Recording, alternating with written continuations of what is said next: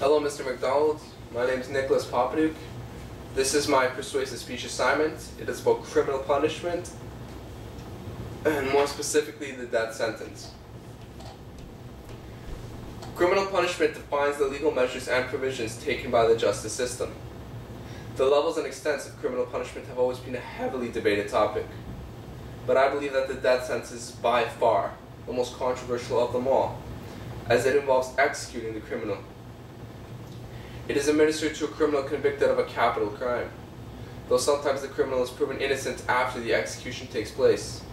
Not only that, but it costs the government more money to implement the execution than it does to keep them in prison for life. Statistics also show that African Americans are more likely to receive the death sentence as opposed to the Caucasian community. Thus, the death penalty should not be applied or practiced in any criminal justice system. My first argument is that it is impossible to prove that the convicted have actually committed a crime. In fact, there have been an average of 5 exonerations per year, and 139 in total since 1973. Executing an innocent person is an embarrassment to the justice system, as well as a fatal and unforgivable mistake against the convicted. The average sentence of those 139 victims that were exonerated was 9 years. This clearly demonstrates the ineffectiveness and inconsistency of the justice system. Humans naturally do make mistakes, but the execution of an innocent person is an inexcusable mistake. One of the reasons that people agree with the death sentence is that they believe it to be less expensive than prison for life. This is the most common misconception about the death sentence, because each case that deals with executions costs approximately $2 million, opposed to a life sentence which only costs $1 million per 50 years. Justice for All estimates that life without parole cases cost $1.2 to $3.6 million more than equivalent death penalty cases. Time magazine found that nationwide, the average cell cost is $24,000 per year.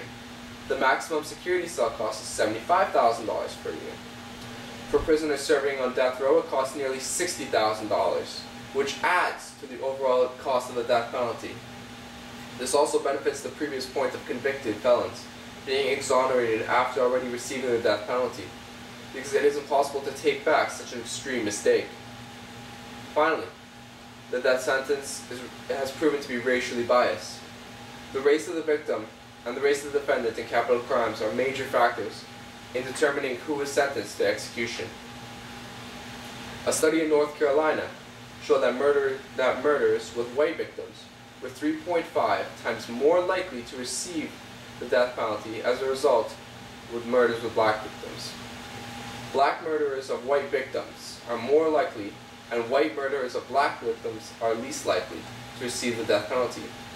50% of murder victims are white, but 80% of those given the death penalty have white victims. Racial bias is evident nearly everywhere in today's society, but in death we are all equal.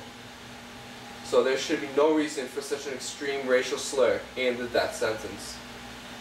In conclusion, the death sentence is ruthless, immoral, and merciless. It should not be a part of any justice system. If mistakes are made and a person is wrongfully convicted to serve a death sentence, it is impossible to undo, though this could be avoided if he was sentenced to life in prison. Life sentences without parole are also significantly cheaper than death sentences.